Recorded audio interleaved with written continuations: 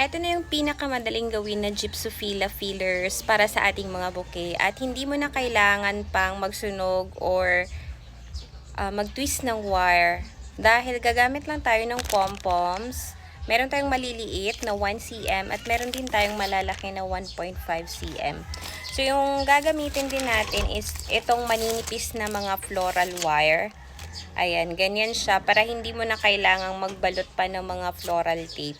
So, yung gagawin natin sa isang mahabang floral wire, i-divide lang natin siya sa 6.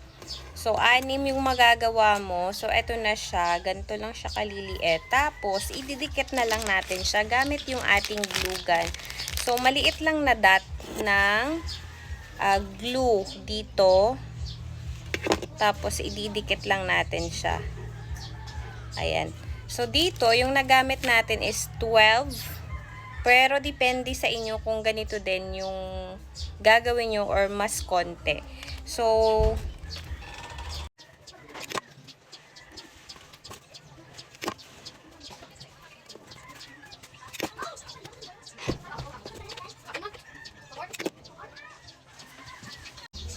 at ganito naman tayo mag-assemble.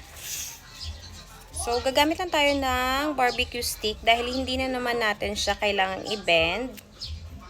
Tapos, ibalot lang natin siya ng floral tape. Tapos, isa muna sa pinakataas. Tapos, dalawa. Kabilaan. Tapos, ganito lang siya mag-assemble.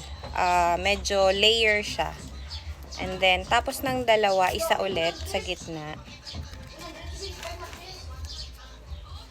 Tapos ng isa, dalawa ulit. So, pababa yung ano niya, yung pa-layer. So, dalawa. Hanggang sa maubos mo yung 12 pieces. So, ayun lang. So, ganyan lang siya gumawa ng pinakamadaling Gypsophila na fillers na pwedeng ilagay sa bouquet. I-try mo na din to.